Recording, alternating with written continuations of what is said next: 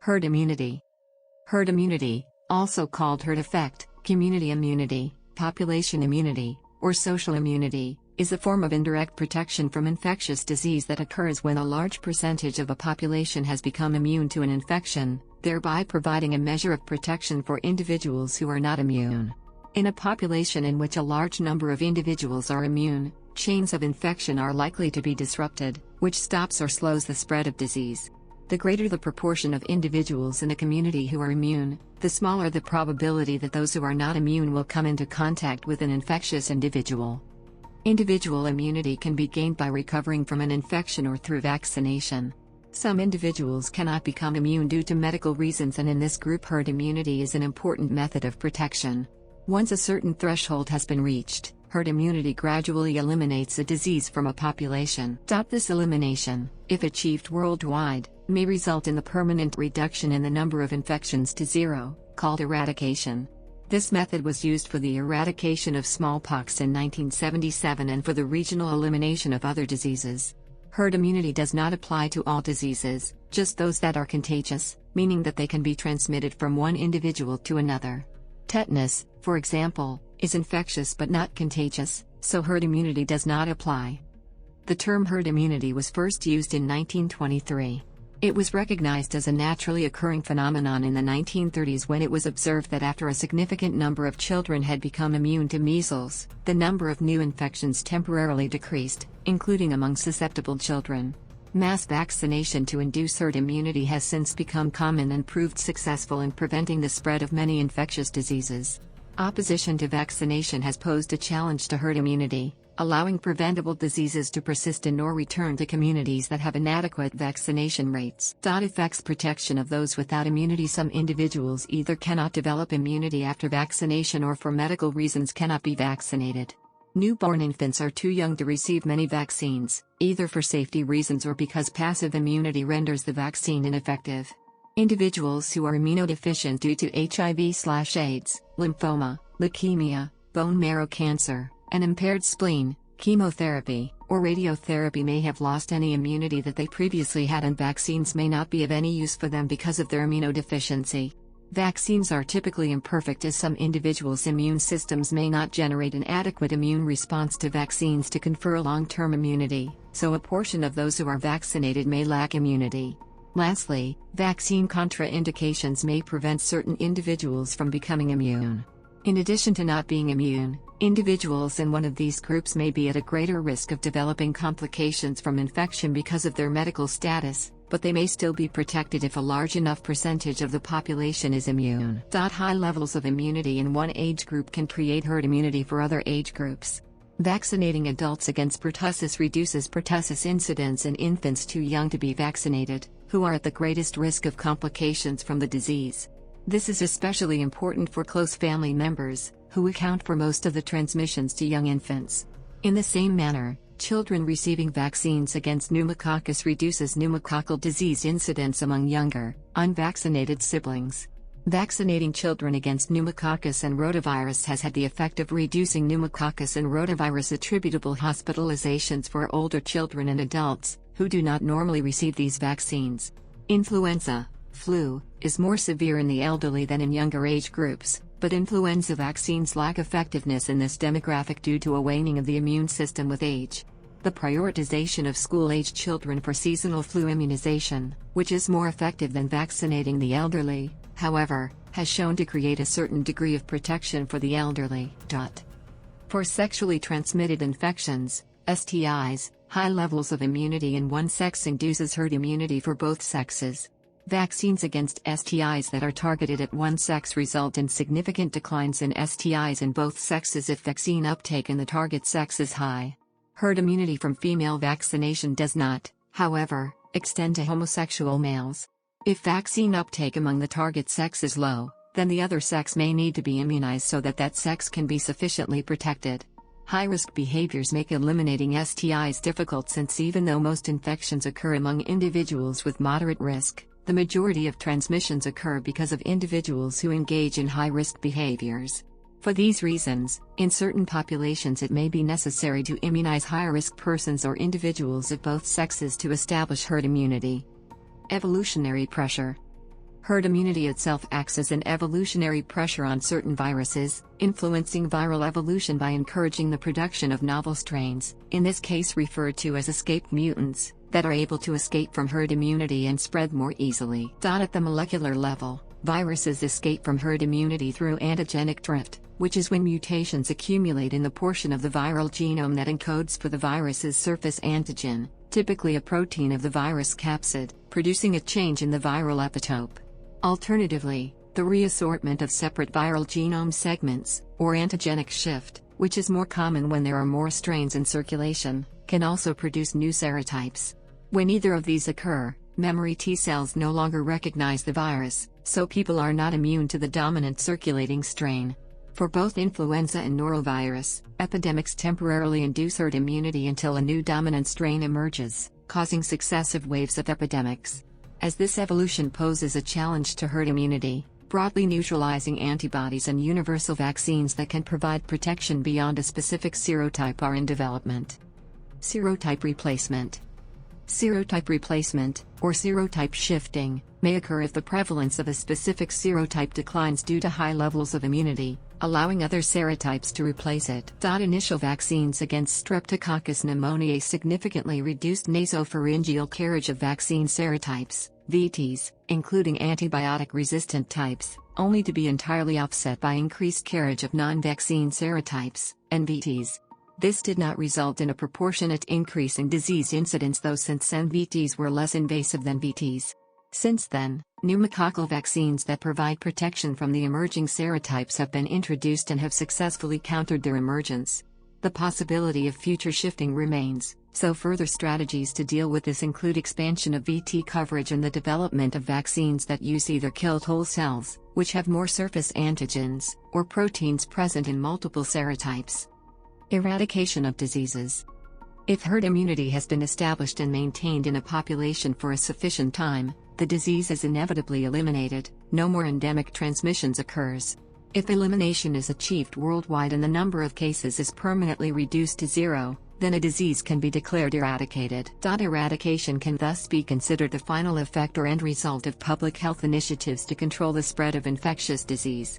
The benefits of eradication include ending all morbidity and mortality caused by the disease, financial savings for individuals, healthcare providers, and governments, and enabling resources used to control the disease to be used elsewhere. To date, 2 diseases have been eradicated using herd immunity and vaccination: rinderpest and smallpox. Eradication efforts that rely on herd immunity are currently underway for poliomyelitis, though civil unrest and distrust of modern medicine have made this difficult. Mandatory vaccination may be beneficial to eradication efforts if not enough people choose to get vaccinated. Free riding. Herd immunity is vulnerable to the free rider problem. Individuals who lack immunity, particularly those who choose not to vaccinate, free ride off the herd immunity created by those who are immune. As the number of free riders in a population increases, outbreaks of preventable diseases become more common and more severe due to loss of herd immunity. Individuals may choose to free ride for a variety of reasons, including the perceived ineffectiveness of a vaccine, believing that the risks associated with vaccines are greater than those associated with infection, mistrust of vaccines or public health officials, bandwagoning or group thinking, social norms or peer pressure, and religious beliefs. Individuals are more likely to free ride if vaccination rates are high enough so as to convince a person that he or she may not need to be immune since a sufficient number of others already are. Mechanism. Individuals who are immune to a disease act as a barrier in the spread of disease, slowing or preventing the transmission of disease to others.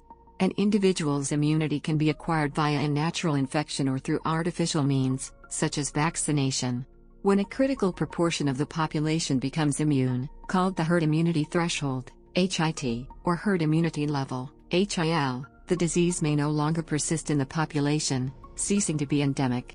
This threshold can be calculated by taking R0, the basic reproduction number, or the average number of new infections caused by each case in an entirely susceptible population that is homogeneous, or well mixed, meaning each individual can come into contact with every other susceptible individual in the population, and multiplying it by S, the proportion of the population who are susceptible to infection. S can be rewritten as 1, P, because P is the proportion of the population that is immune and P plus S equals 1. Then, the equation can be rearranged to place P by itself as follows. With P being by itself on the left side of the equation, it can now be written as PC to represent the critical proportion of the population needed to become immune to stop the transmission of disease, or the herd immunity threshold. R0 functions as a measure of contagiousness, so low R0 values are associated with lower hits, whereas higher R0s result in higher hits. For example, the hit for a disease with an R0 of 2 is theoretically only 50%, whereas with disease with an R0 of 10 the theoretical hit is 90%. These calculations assume that the entire population is susceptible, meaning no individuals are immune to the disease. In reality, varying proportions of the population are immune to any given disease at any given time. To account for this, the effective reproductive number Re, also written as RT, or the average number of infections caused at time t, can found by multiplying R0 by the fraction of the population that is still susceptible.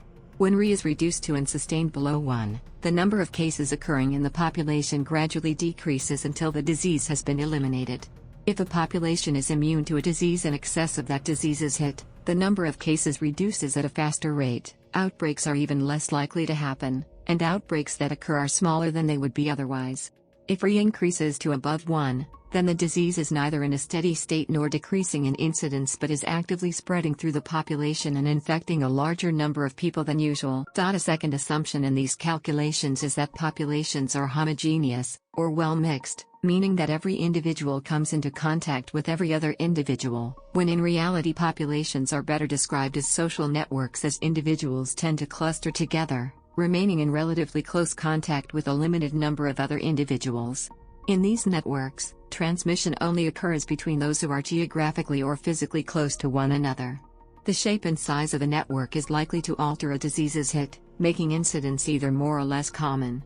In heterogeneous populations, 0 South African Rand is now considered to be a measure of the number of cases generated by a typical infectious person, which depends on how individuals within a network interact with each other.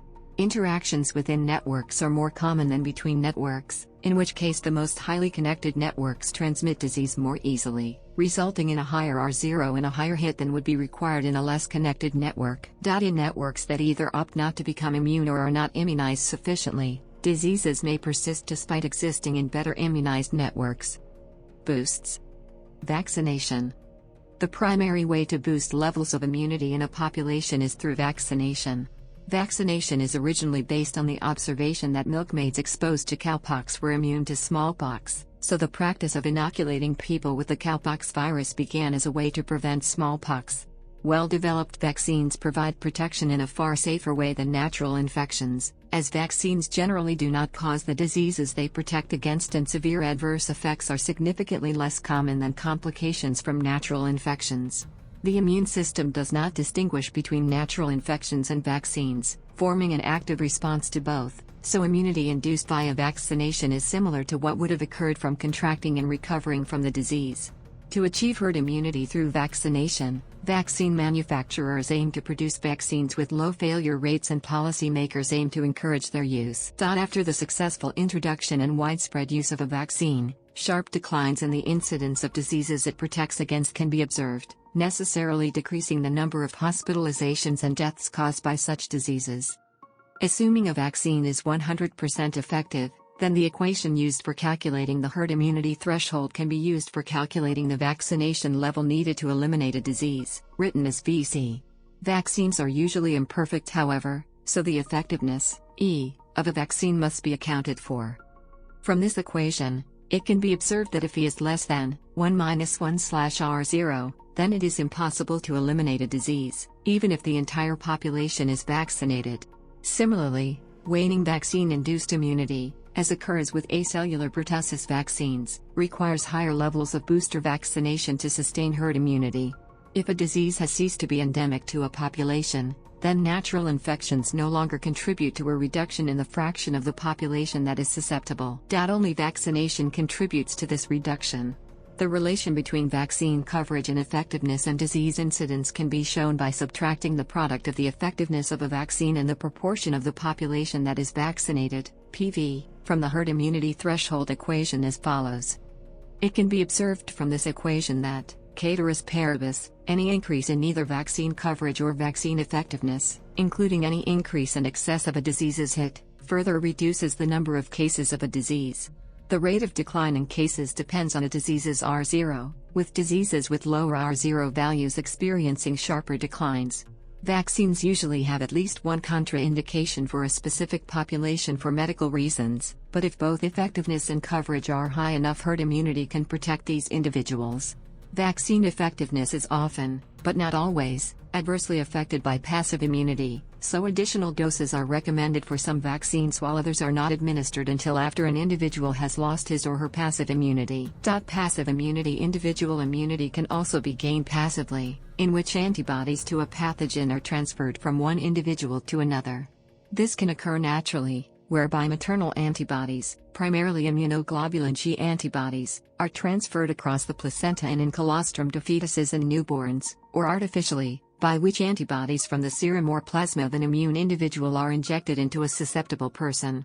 Protection generated from passive immunity is immediate but wanes over the course of weeks to months, so any contribution to herd immunity is temporary. For diseases that are especially severe among fetuses and newborns, such as influenza and tetanus, pregnant women may be immunized in order to transfer antibodies to the child. In the same way, high-risk groups that are either more likely to experience infection or are more likely to develop complications from infection may receive antibody preparations to prevent these infections or to reduce the severity of symptoms. Cost-benefit analysis. Herd immunity is often accounted for when conducting cost-benefit analyses of vaccination programs. It is regarded as a positive externality of high levels of immunity, producing an additional benefit of disease reduction that would not occur had no herd immunity been generated in the population. Therefore, herd immunity's inclusion in cost-benefit analyses results in more favorable cost-effectiveness or cost-benefit ratios and an increase in the number of disease cases averted by vaccination. Study designs done to estimate herd immunity's benefit include recording disease incidence in households in which a member was vaccinated, randomizing a population in a single geographic area to be vaccinated or not, and observing disease incidence before and after a vaccination program is introduced. From these, it can be observed that disease incidence may decrease to a level beyond what can be predicted from direct protection alone, indicating that herd immunity contributed to the reduction. When serotype replacement is accounted for, it reduces the predicted benefits of vaccination. History. The term herd immunity was first used in 1923 to refer to an entire population's immunity, in reference to research examining disease mortality in mouse populations with varying degrees of immunity. Herd immunity was first recognized as a naturally occurring phenomenon in the 1930s when A.W. Hedrich published research on the epidemiology of measles in Baltimore and took notice that after many children had become immune to measles, the number of new infections temporarily decreased, including among susceptible children. In spite of this knowledge, efforts to control and eliminate measles were unsuccessful until mass vaccination using the measles vaccine began in the 1960s. Mass vaccination, discussions of disease eradication, and cost-benefit analyses of vaccination subsequently prompted more widespread use of the term herd immunity. In the 1970s, the theorem used to calculate a disease's herd immunity threshold was developed. During the smallpox eradication campaign in the 1960s and 1970s, the practice of ring vaccination, of which herd immunity is integral to, began as a way to immunize every person in a ring around an infected individual to prevent outbreaks from spreading. Since the adoption of mass and ring vaccination, complexities and challenges to herd immunity have risen. Modeling of the spread of infectious disease originally made a number of assumptions, namely that entire populations are susceptible and well mixed, which do not exist in reality, so more precise equations have been developed. In recent decades, it has been recognized that the dominant strain of a microorganism in circulation may change due to herd immunity, either because of herd immunity acting as an evolutionary pressure or because herd immunity against one strain allowed another already existing strain to spread. Emerging or ongoing vaccine controversies and various reasons for opposing vaccination have reduced or eliminated herd immunity in certain communities, allowing preventable diseases to persist in or return to these communities. To persist in or return to these communities.